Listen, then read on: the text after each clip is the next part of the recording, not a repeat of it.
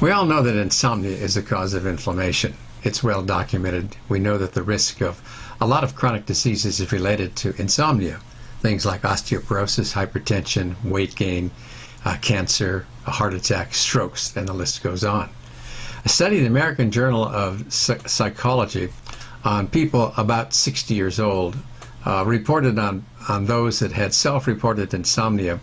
And they found that in general, those people didn't sleep well, had more depression, more loneliness, and had more perceived stress. But they had the same levels of interleukin 6, which is a very common, important inflammatory cytokine, a protein that causes inflammation, as good sleepers did.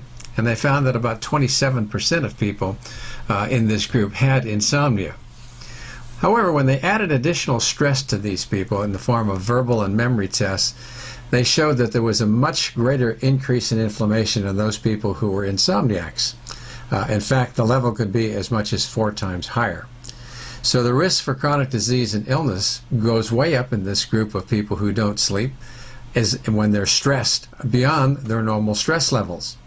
We know from previous studies done by the American Cancer Society in the 50s on about 1 million people that if we look at risk factors for premature mortality, things like smoking, lack of exercise, being overweight, and we look at also lack of sleep.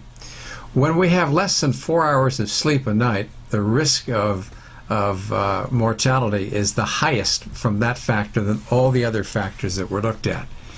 We also know that if we miss about 5 hours of sleep for just one night, that our risk for developing cancer and for developing colds goes up because we lose about 30% of our natural killer cell activity.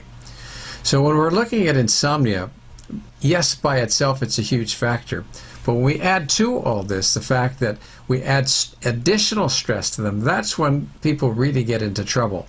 So it's very important that we not stress people in that setting and try to find ways to get at what the underlying cause of the insomnia is.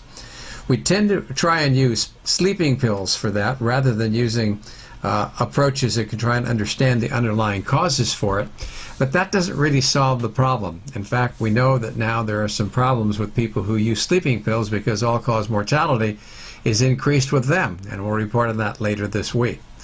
So I think it's important that we look and find the cause for illness. If we can treat the cause for it, we won't be using things that are artificial, that really don't solve the problem, and that lead to other potential problems.